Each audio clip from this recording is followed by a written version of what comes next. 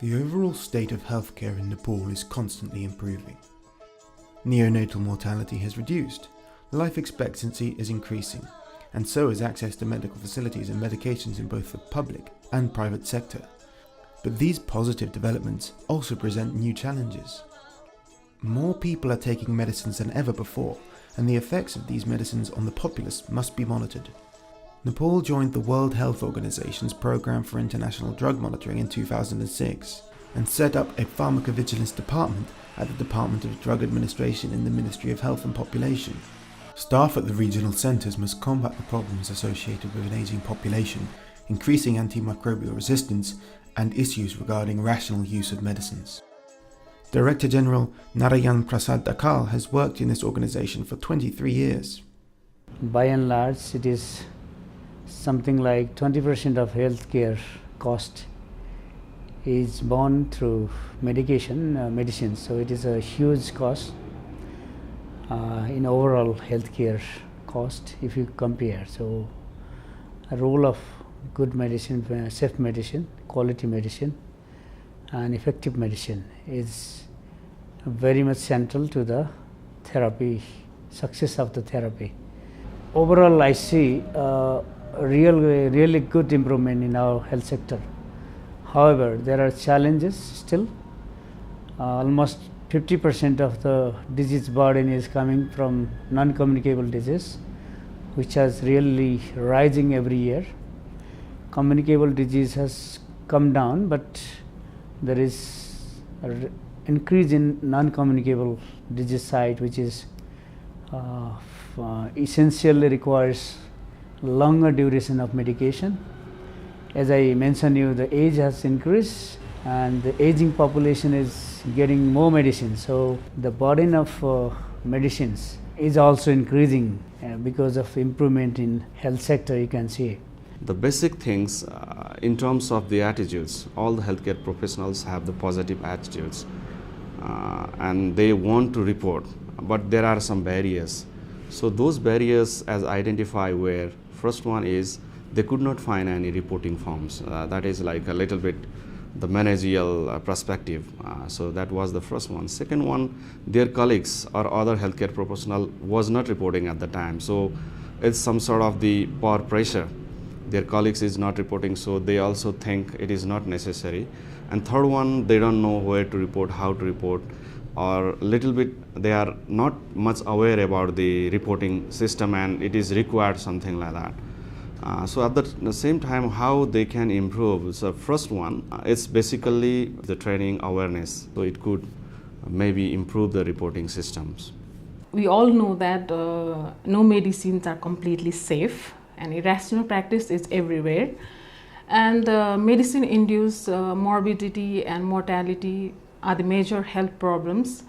And all of these problems collectively necessitate the integration of pharmacovigilance into clinical practice and recognizing the importance and benefits of pharmacovigilance as a tool for safety monitoring and rational use of medicine.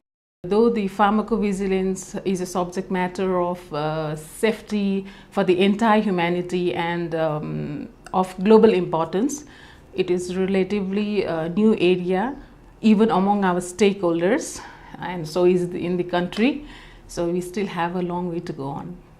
So to make it more effective and to make it is in line with the current changes in the regulatory science elsewhere, we wanted to update our current act.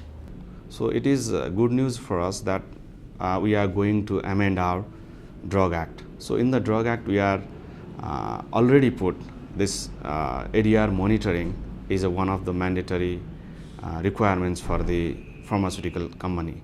So this type of thing will really help us to run this program ahead. Yeah. In future, we are also planning to visit regional center hospitals so that we can discuss and meet the top management level and discuss on importance of pharmacovigilance program and how to strengthen this program together. So we are planning to include pharmacovigilance in the regulatory framework and DDA has also already involved in it.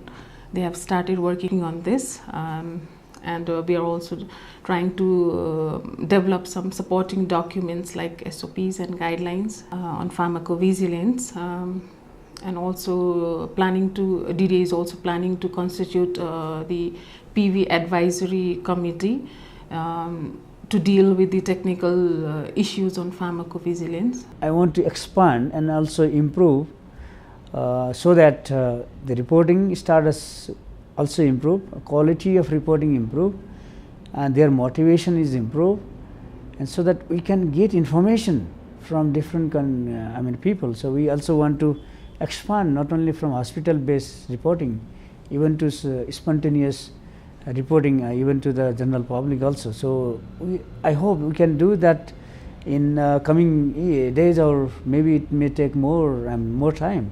There should be more reporting, and we should have more regional centers. So I think the future will be bright.